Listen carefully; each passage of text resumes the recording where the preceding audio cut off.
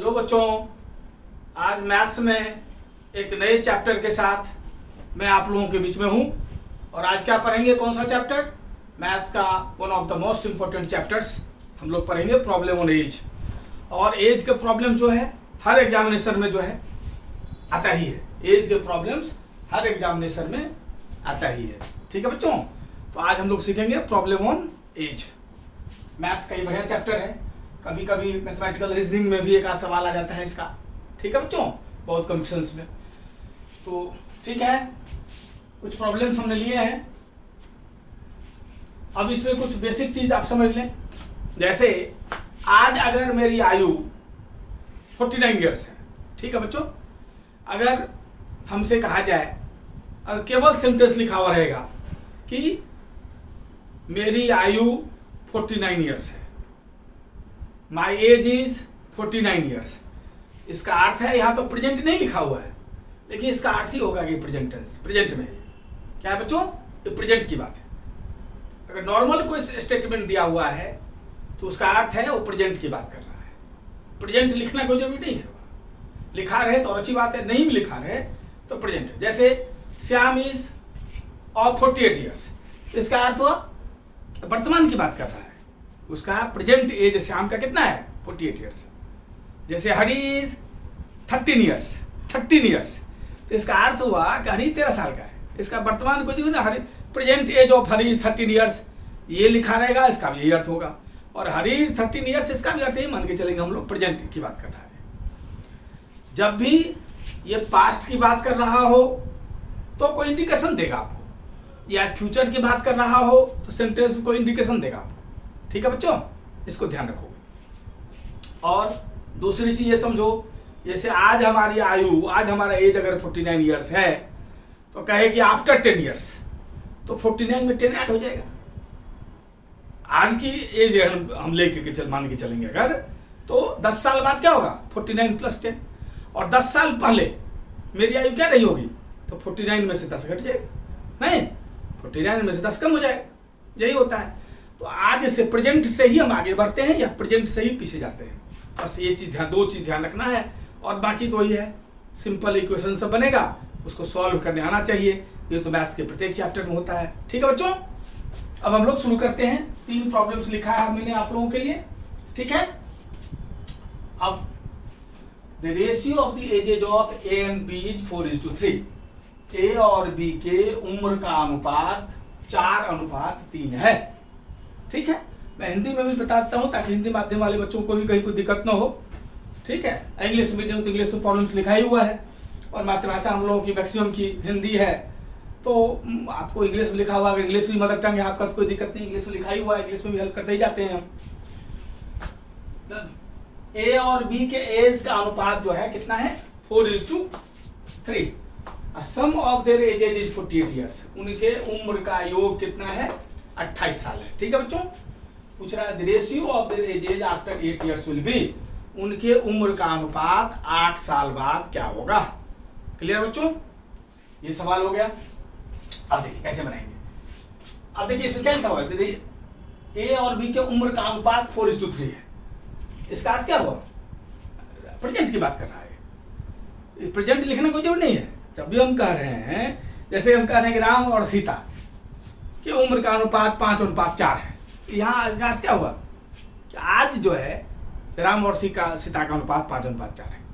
हमेशा जो general statement लिखा रहता है तो उसका अर्थ प्रेजेंट होता है। और जब भी हम फ्यूचर और पास्ट के बताएंगे तो कोई इंडिकेशन देगा, उसके अनुसार चलेंगे। ठीक है बच्चों, तो ए और बी के एज का रेशियो 4:3 है। रेशियो में जो पहले आता है वो पहले के लिए होता है, इसका अर्थ है ए का 4 और बी का 3। रेशियो में अलग अलग लिखते हैं तो कोई वेरिएबल ले लेते हैं साथ में। तो ए प्रेजेंट की बात कर रहा है, चलो प्रेजेंट लिख दिया आप लोगों को असुविधा न हो इसलिए। ए कितना है? ए पहले आया है, यहाँ 4 पहले आया है, तो ये 4x अलग करने के लिए एक वेरिएबल लगा देते हैं उसमें। और b कितना है बच्चों? 3 है, तो b = 3x। ठीक है बच्चों, अब कह रहा है sum of their ages is 28 years. उनके उम्र का योग 28 साल है। तो उम्र क्या है? 4x और 3x हमारा। उनके उम्र का योग तो मतलब 4x + 3x ये कह रहा है बच्चों 28 ईयर्स। ठीक है, अब ऐड कर दो 4x 7x कितना होगा 7x इक्वल टू 28 ईयर्स। अब x निकाल दो, x कितना होगा 4 साल। अब क्या पूछा है, ratio of their edges after 8 years will be, 8 साल के बाद रेशियो पूछा है। ठीक है बच्चों, तो पहले प्रेजेंट निकाल लेते हैं और भी दोनों का। इसको 8 साल बाद पूछा है तो दोनों में 8 साल जोड़ देंगे, तो ये और भी दोनों 8 साल बढ़ेगा ना। अब ए का प्रेजेंट कितना हो गया, ए का प्रेजेंट है 4x, x हमने निकाला है 4, तो हो गया 4 गुना 4 16 साल। बी का प्रेजेंट है 3x, x क्या निकाला है 4, 3 into 4 12 ईयर्स। ठीक है बच्चों, अब 8 साल के बाद रेशियो चाहिए, तो 8 साल के बाद ये क्या हो जाएगा, आफ्टर 8 ईयर्स अगर बात करें हम,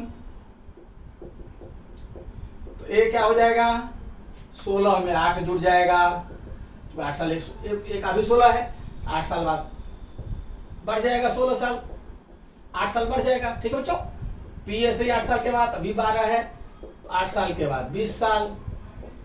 अब ए और बी का रेशियो चाहिए हमें, मतलब ए और बी का 8 साल में रेशियो क्या होगा, ये है 24, ये है 20, 4 6 जा 4 5 जा, मतलब 6:5 का अपना रेशियो होगा। क्लियर है बच्चों, आप अगर जानते हैं तो एक लाइन को सही बना दीजिएगा ओरली, आप जब तक नहीं जानते हैं तो आपको स्टेप्स वाइज तो सीखना पड़ेगा। सीख जाने के बाद ये सब क्यों लिखेंगे 4x 3x ही डायरेक्टली, आप डायरेक्ट ही क्वेश्चन बंदा बैठा देगा। ठीक है बच्चों, वो बाद में सीखेंगे हम लोग, जब बच्चों का कंसेप्ट क्लियर होता है, कैलकुलेशन स्ट्रॉन्ग रहता है, दोनों चीज हो गया, इसके बाद आप इस्तेमाल कर सकते हैं कि आप देख के ही क्वेश्चन पेपर को देख के ही जो है 90% क्वेश्चन उसे लगा देंगे। ठीक है, लेकिन वैसे ही कुछ 2-4 शॉर्ट ट्रिक सीख जाइएगा आप, तो 100 में 95 गलती कर दीजिएगा, 3-4 सही होगा आपका, तो कोई फायदा नहीं है। इसलिए पहले कंसेप्ट पर मास्टरी होनी चाहिए। अगर आपका कंसेप्ट डेवलप कर गया और खूब प्रैक्टिस करते हैं आप, तो कैलकुलेशन आपका सही हो जाएगा। ये दोनों चीजें बैठ गई तो शॉर्ट ट्रिक तो अपने आप सीख जाएंगे आप। जब भी आप टेस्ट बैठेंगे तो ऑटोमेटिक दिमाग चलेगा आपका, और हम लोग बात करते ही हैं लेकिन बच्चा ऑटोमेटिक कल्टिवेट कर लेता है। ठीक है, ऑटोमेटिक दिमाग चलने लगेगा आपको। इसलिए खूब कंसेप्ट मास्टरी कीजिए, खूब कैलकुलेशन कीजिए। ठीक है बच्चों, second number, the ratio between the ages of Ram and Shyam is 3:4। Ram और श्याम के एज का रेशियो 3:4 है, and that between edges of Shyam and Irfan is 6:7। और श्याम और इरफान के उम्र का अनुपात 6:7 है। अब करा if the sum of the ages of the 3 be 70 years, और कि इनके उम्र का योग अगर 70 साल है, तो हाउ ओल्ड इज श्याम, तो श्याम का उम्र कितना है। अब देखिए, राम और श्याम का जो रेशियो बेटा दिया हुआ है यहाँ, 3:4 दिया हुआ है। यहाँ रेशियो श्याम और इरफान का है, लेकिन यहाँ श्याम, यहाँ जहाँ 3 था श्याम, यहाँ श्याम जहाँ 4 था, यहाँ श्याम हो गया 6:7 है। तो तीनों को सबसे पहले एक वेरिएबल में करना पड़ेगा। तीनों को एक वेरिएबल में करेंगे तभी कुछ निकाल सकते हैं। ठीक बच्चों, तो अब देखो अभी अगर राम हमारा इसके अनुसार अगर 3x है, तो श्याम कितना है 4x है। अब इसके अनुसार श्याम और इरफान में अनुपात है। अब इसको x नहीं ले सकते, क्योंकि इसमें x ले लिए हैं, तो इसको y ले लेते हैं। तो श्याम अगर 6y है, तो इरफान कितना है बेटा,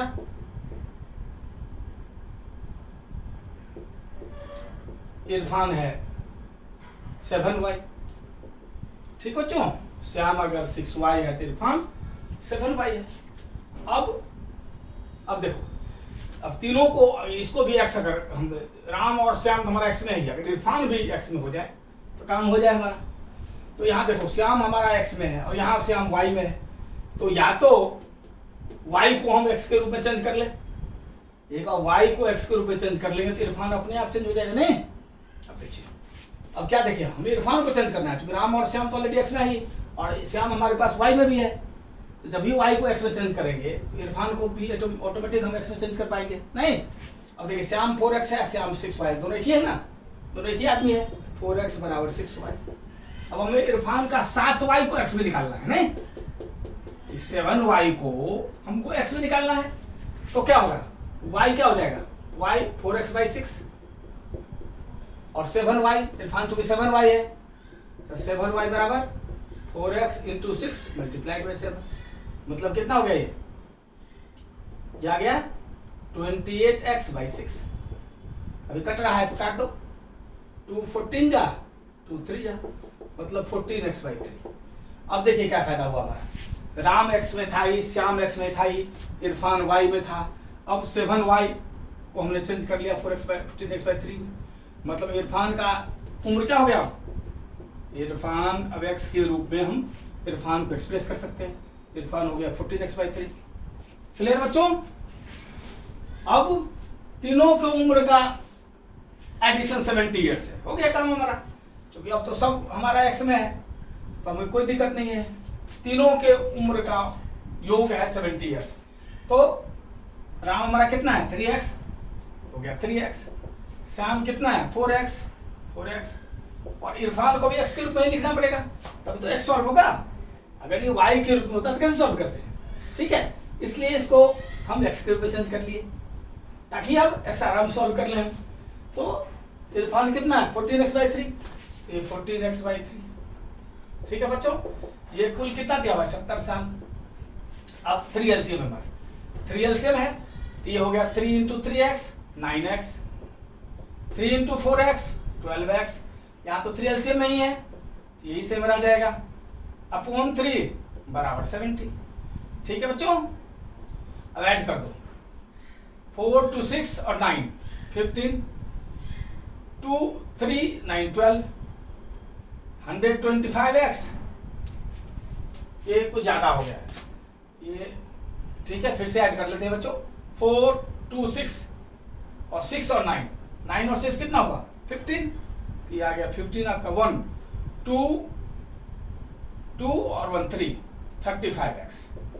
और ये क्रॉस हो गया 3 × 70, 35 से कट गया 2 बार में, तो बच्चों x = 3 × 2 6। अब क्या पूछा? How old is Shyam? तो श्याम का एज क्या है हमारा? 4x। श्याम का एज कितना है? 4x, तो अपने को 4x निकालना है। श्याम बराबर 4x, मतलब 4 × x का वैल्यू 6 निकाला है, 4 × 6 24 साल, ये अपना आंसर हो गया। ठीक है बच्चों, बढ़िया से नोट कर लीजिए, एक एक चीज को ढंग से सीखते चलिए, और घर में बार बार 2 बार 4 बार देखेंगे किसी चीज को तो बढ़िया से समझ में आएगा। हर चीज कोशिश करते हैं कि एक स्टेप वाइज लिखें ताकि हमारे किसी बच्चे को कोई दिक्कत ना हो। कमजोर से कमजोर मैथमेटिक्स होगा, चिंता की कोई बात नहीं है, हमारे साथ मेहनत करेगा। मैं पूरी ईमानदारी के साथ आप लोगों के साथ मेहनत करूंगा और बिल्कुल एकदम बैकग्राउंड आपका सही हो जाएगा। ठीक है बच्चों, मैथ्स से डरने की जरूरत नहीं है, मैथ्स से लड़ने की जरूरत है। ठीक है, अब देखिए, समझ गए होंगे बच्चे। 3rd नंबर कह रहा है, the age of a woman is thrice of her son's age. The age of a woman is thrice her son's age.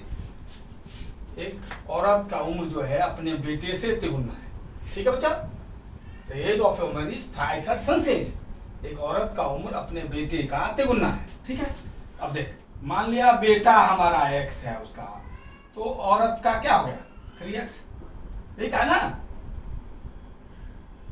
कि औरत का उम्र बेटे का तिगुना है। अगर बेटा का x है तो औरत का 3x हो गया। क्लियर? अब कहा है 5 ईयर से हो, 5 साल पहले। अब देखो बच्चे, ये तो कुछ नहीं दिया हुआ तो इसका अर्थ वर्तमान है। सीधा अगर हम कह दें कि बेटा जो है बेटा से मां तिगुनी है ना, तो इसका अर्थ वर्तमान की बात कर रहा है, प्रेजेंट की बात कर रहा है। अब ये क्या कर रहा है? 5 ईयर से हो, तो इसका अर्थ 5 साल पहले। सोचो, आज अगर मैं 49 साल का हूं तो 5 साल पहले क्या रहा होगा? आज की उम्र में से 5 साल घटेगा ना, कॉमन चीज है। आज जितनी आपकी उम्र है 5 साल पहले कितनी रही होगी? आज की आपकी उम्र में से 5 साल घट जाएगा, और 5 साल के बाद क्या होगी? आज की उम्र में से 5 साल जुड़ जाएगा। ये तो सिंपल कंसेप्ट है, हम लोग सब जानते हैं, चाहे पढ़े लिखे हो या ना हो। ठीक है, अब ये देखिए, 5 years ago the son's age was 1/6 of his father's age. लेकिन देखिए अब देखिए, अभी तो हम सन और वुमेन का मान के चले हैं। अब इसने क्या लगा दिया, 5 साल पहले बेटे का उम्र बता दिया, अपने बाप का छठा हिस्सा, ठीक है, बेटे का बता दिया, ठीक है बच्चों, और 5 साल पहले का बताया, तो लिख लो 5 साल पहले, 5 साल पहले, 5 साल पहले, ठीक है। अब देखो 5 साल पहले अगर बेटा बाप का छठवां हिस्सा था, ठीक है, हम बेटा का भी जानते हैं, ठीक है बच्चों, बेटा का ये वर्तमान है एक्स, बेटा का वर्तमान है एक्स, ये 5 साल पहले बेटा अपने बाप का छठवां हिस्सा था, तो अगर बाप का वो छठा हिस्सा था तो निश्चित रूप से बाप उससे 6 गुना होगा, नहीं, क्योंकि हमारे पास बेटा का वर्तमान आयु है, 5 साल पहले बेटा क्या रहा होगा, 5 साल पहले की अगर बात करें हम, तो 5 साल पहले बेटा कितना रहा होगा, 5 साल कम रहा होगा। आज अगर एक्स है तो 5 साल पहले एक्स माइनस 5। अब बाप का छठा हिस्सा बेटा है, तो बाप निश्चित रूप से बेटा का 6 गुना होगा, तो 6 से मल्टीप्लाई कर दीजिए आप,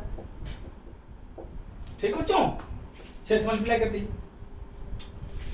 अब अगला जो लाइन कहता है 5 साल पहले की बात है, अगला जो कहता है अगर if his father is 5 years elder than his mother, इसको कुछ नहीं दिया हुआ, सिर्फ दिया उसके पापा उसकी माँ से 5 साल बड़े हैं, इसका अर्थ है वर्तमान की बात कर रहा है, प्रेजेंट पास्ट तो कुछ दिया हुआ नहीं है, इसका अर्थ वर्तमान की बात कर रहा है। His father is 5 years elder than his mother, उसके पापा जो हैं उसकी माँ से 5 साल बड़े हैं, तो what is the present age of son, ठीक है।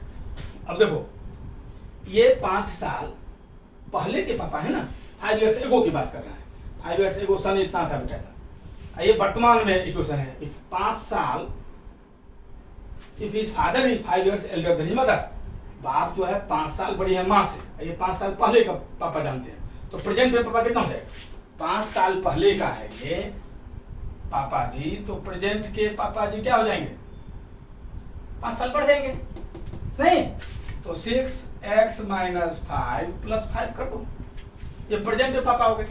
अब प्रेजेंट में माँ का उम्र तो जानते ही हम लोग, प्रेजेंट में औरत कितनी थी, 3x, प्रेजेंट में तो 3x, अब प्रेजेंट में पापा का भी निकाल लिए, क्योंकि 5 साल पहले पापा थे, आप सोचिए 5 साल पहले जितनी आपकी उम्र रहेगी, आज कितना होंगे, कुछ 5 साल में 5 साल पहले की उम्र में आज जोड़ेंगे 5 साल, तब तो आज की उम्र होगी।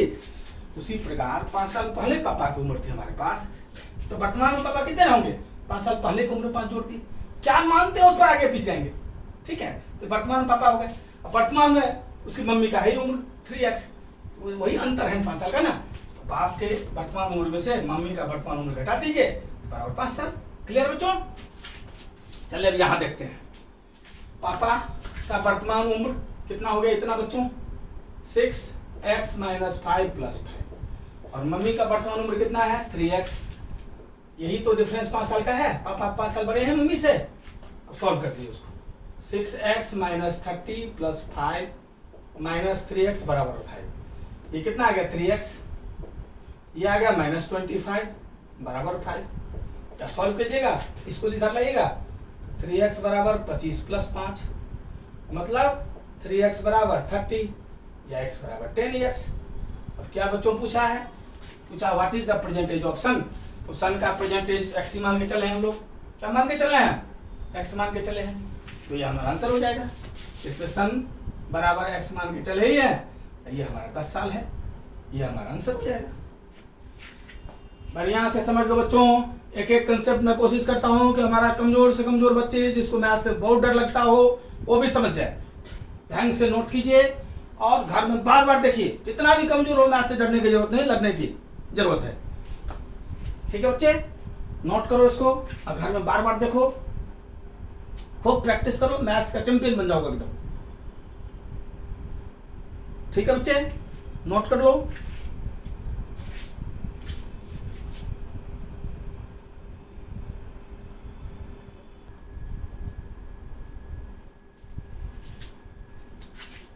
ठीक है बच्चों, अब ये 3 प्रॉब्लम फिर लिखा है आप लोगों के लिए, देखते जाएं ढंग से। फोर्थ नंबर करा A is as much younger to B, मतलब ए बी से उतना ही छोटा है, as he is older to C, जितना वो सी से बड़ा है। A is as much younger to B, A B से उतना ही छोटा है, as he is older to C, जितना वो सी से बड़ा है। If the sum of the ages of B and C, अगर बी और सी के उम्र का योग 48 ईयर्स हो तो कह रहा ए का एज क्या होगा। अब देखिए, कभी भी किसी सवाल में अगर उतना ही कम हो, किसी एक चीज से उतना ही कम हो जितना दूसरा बड़ा हो, ऐसे केस में अगर उसका पूछा जाए तो हम ट्रिक से भी निकाल सकते हैं। जो दोनों का सम होगा उसको 2 से डिवाइड कर देंगे, वो ऑटोमेटिक आंसर आ जाएगा। ठीक है जी, लेकिन कंसेप्ट समझे पहले। A is as much younger to B, A B से उतना ही छोटा है, मतलब क्या कह रहा है, ए बी से उतना ही छोटा है। मान लिया बी से एक्स छोटा है, ठीक है। एज ही ओल्डर, जितना सी से बड़ा है, मतलब जितना सी से बड़ा है, ए बराबर C plus X. A B से उतना ही छोटा है जितना सी से बड़ा है। क्लियर है बच्चों। अब कह रहा है कि if the sum of the ages of B and C is 48 years. अब हमें बी प्लस सी बराबर 48 ईयर्स दिया हुआ है और ए का एज पूछा है, ए का एज पूछा है, ठीक है। अब बी का वैल्यू डाल दीजिए इसमें से बी क्या होगा, ए अगर बी माइनस एक्स है, इसमें बी क्या हो जाएगा, क्या हो जाएगा बच्चे, ए प्लस एक्स। ठीक है बच्चे, और ये ठीक है, इससे सी क्या हो जाएगा, सी निकालना है, सी क्या हो जाएगा, सी बराबर ए इधर ए माइनस एक्स। ठीक है बच्चे, दोनों डाल दो, तो अपने को ए ही चाहिए, बी क्या होता है, ए प्लस एक्स, यहाँ ए प्लस एक्स डाल दो। सी क्या होता है, ए माइनस एक्स डाल दो। ठीक है, minus x plus x cancel, 2a बराबर 48 ईयर्स। ए बराबर क्या हो जाएगा, 48/2 24 ईयर्स। ठीक है बच्चे, नोट कर लो।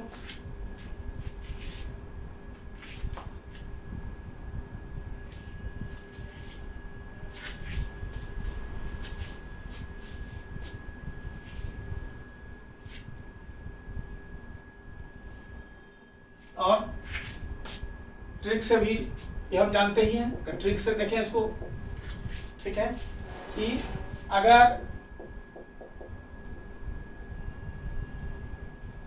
कुछ भी एक जगह, अगर मान ले ए बी से उतना ही छोटा हो जितना सी से बड़ा हो,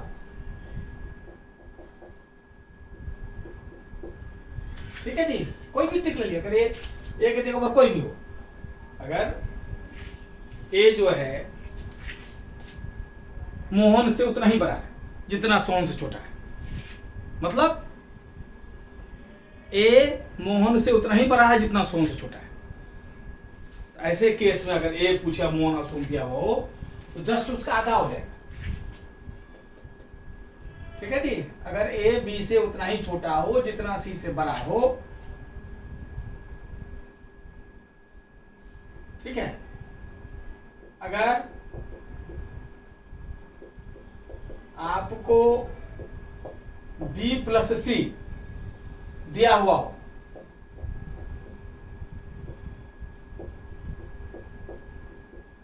तो ए हमेशा होगा बी प्लस सी बाई 2।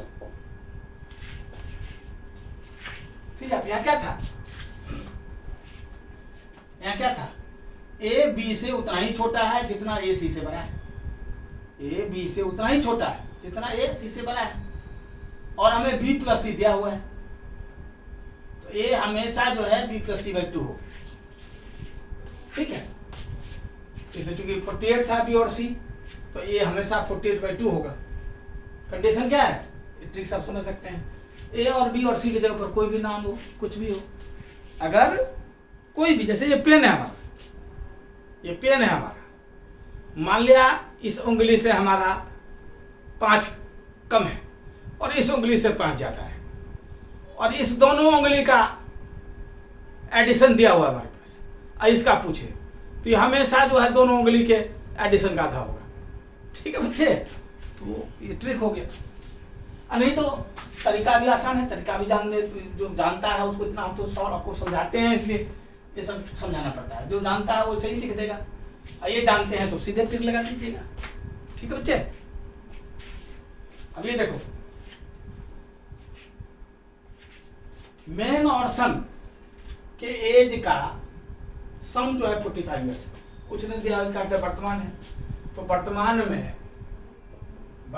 में क्या दिया हुआ है, आदमी, मैन आदमी ले लिए और सन एस ले लिए, ये 45 ईयर्स है। अब कह रहा है 5 ईयर से वो, तो 5 ईयर से वो क्या हो जाएगा, 5 ईयर्स एगो आदमी क्या हो जाएगा, आदमी हो जाएगा m-5 हो जाएगा बच्चों, आदमी हो जाएगा m-5, और सन कितना हो जाएगा, सन भी हो जाएगा s-5। अगर वर्तमान में m है, 5 साल पहले m-5 होगा, वर्तमान में s है तो 5 साल पहले s-5 था। क्या कर रहा है कि 5 साल पहले उनके उम्र का गुणनफल 4 गुना था आदमी के उम्र का उस उम्र, ठीक है। मतलब क्या कर रहा है, मतलब ये कह रहा है 5 साल पहले तो यही है, इन दोनों का जो गुणनफल कह रहा है, तो उस समय आदमी का जितना उम्र था उसका 4 गुना था। उस समय आदमी का उम्र कितना है, m-5, इसका 4 गुना है। 5 years ago the product of the ages was 4 times the men's age at that time। इन दोनों का जो प्रोडक्ट है ये 4 गुना है उस समय जितना आदमी का उम्र था उसके। क्लियर है बच्चे। अब पूछ रहा है मेंस प्रेजेंट एज, मतलब एम निकालना है आपको, एम आपको निकालना है, ठीक है। अब देखो इसी क्वेश्चन में यहाँ भी m-5, यहाँ m पर कैंसिल, दोनों मल्टीप्लीकेशन में, तो s-5 बराबर 4, या s बराबर 5 + 4 मतलब 9 ईयर्स। ये कितना हो गया s 9 ईयर्स। अब पूछा आदमी का उम्र उस समय में, आदमी का उम्र कितना था, m + s 45 है, m + s 45 है, और s का उम्र पुट कर दीजिए, m बराबर कितना हो जाएगा 45 - 9 मतलब 36 ईयर्स। समझे बच्चे। प्रेजेंट में m मेन को लिख रहे हैं और सन को s लिख रहे हैं, ठीक है बच्चा। प्रेजेंट में क्या कर रहा है, मेन और सन का 45 ईयर्स। 5 ईयर्स से वो क्या हो जाएगा, आदमी हो जाएगा m-5 और सन हो जाएगा s-5। अब कह रहा है कि 5 साल पहले आदमी और सन का जो गुणनफल है तो उस समय आदमी के उम्र का 4 गुना है, ठीक है। ये दोनों गुणनफल हो गया 5 साल पहले का, उस समय आदमी का उम्र तो m-5 ही है, उसका 4 गुना है। अब m-5 माइनस कैंसिल, s-5 और 4, 5 इधर ले आए, s बराबर 5 + 4 9। अब मेन का परसेंटेज पूछा है, m + s 45 हम जानते ही हैं, s बराबर 9 ईयर्स पुट कर दिए इसमें, m बराबर 45 - 9 36 ईयर्स। ठीक है बच्चे, नोट कर लो, बार बार वीडियो को देखो और चीजें क्लियर होंगी। ठीक है बच्चे। अब 6 देखो, the sum of the ages of 5 children, ठीक है, 5 बच्चों का उम्र जो है जिनका जन्म 3-3 साल के अंतराल पर होता है। The sum of the ages of 5 children born at the intervals of 3 years each. 5 बच्चों के उम्र का योग जो है, जो 3-3 साल के अंतराल पर जन्म लेते हैं, वो 50 साल है। सबसे छोटे बच्चे का उम्र क्या होगा, ठीक है, क्लियर है। देखो मान लिया एक हो गया x, तो अगला अगर सबसे छोटा ही हम x मान लेते हैं, सबसे छोटा ही हम x मान लेते हैं, ठीक है, तो 3-3 साल पर जन्म है, तो इससे बड़ा जो होगा उसका उम्र x+3। सबसे छोटा ही पूछा है ना, सबसे छोटा ही x मान लिया। 3-3 साल में बच्चे का जन्म हुआ है, ठीक है, सबसे छोटा अगर x है तो उससे बड़ा जो होगा 3 साल बड़ा होगा उससे, नहीं सबसे छोटा x लिए है, और उससे बड़ा x+6, ठीक है बच्चे, उससे बड़ा x+9, उससे बड़ा x+12, मतलब 1 2 3 4 5 हो गया, 5 पूरा। सबसे छोटा x है तो उसका बड़ा भाई 3 साल बड़ा होगा ना उससे, x+3, उससे बड़ा भाई फिर 3 साल बड़ा होगा। 1 2 3 4 5 भाई हो गया, 5 ही बच्चा था। अब ये कुल मिला के है 50 साल, तो बराबर 50, सबसे छोटा ही मान के चले x हम, तब तो बड़े वाले में 3 जोड़ते गए हैं। 2x 3x 4x 5x, ये हो गया 5x हमारा, ठीक है। 12 और 9 21, 6 27 3 30, ये बराबर है 50, ठीक है बच्चे। इसलिए 5x बराबर 30 को इधर ले आए, 50 - 30, या 5x बराबर 20, या x बराबर 4 इयर्स। सबसे छोटा ही निकालना था, सबसे छोटा ही x मान के चले थे, तब तो उससे बड़ा x 3 साल पर जोड़ दिए, उससे और बड़ा जो होगा 3 साल और जोड़ लिए, तो 4 साल जो है सबसे छोटे वाले को उम्र होगा, ठीक है बच्चे। अब इसको प्रैक्टिस करना, मेहनत करना।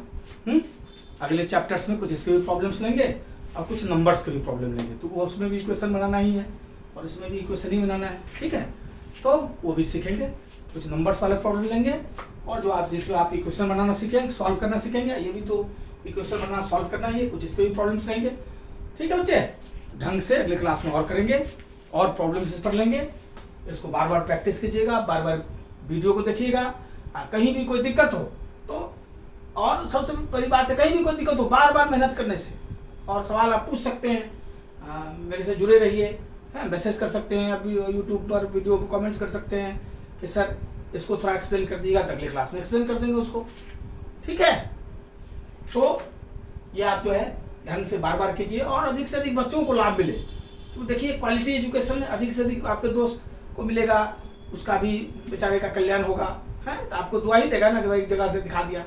तो चूँकि पैसा तो चार्ज कर नहीं रहे, हम चाह रहे हैं कि मुफ्त में जो है बच्चे तक दूर दूर तक गांव तक पहुँचे चीज़, ठीक है।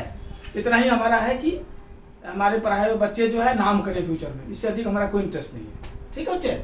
तो खुद भी पढ़िए ढंग से और लोगों को भी कहिए, ठीक, जो इधर उधर घूम रहे हैं, अपना टाइम पास कर रहे हैं पबजी वगैरह गेम खेलने में, उनको भी कहिए कि आओ बच्चों पढ़ो, ठीक है, कुछ सीखो, ठीक है बच्चे।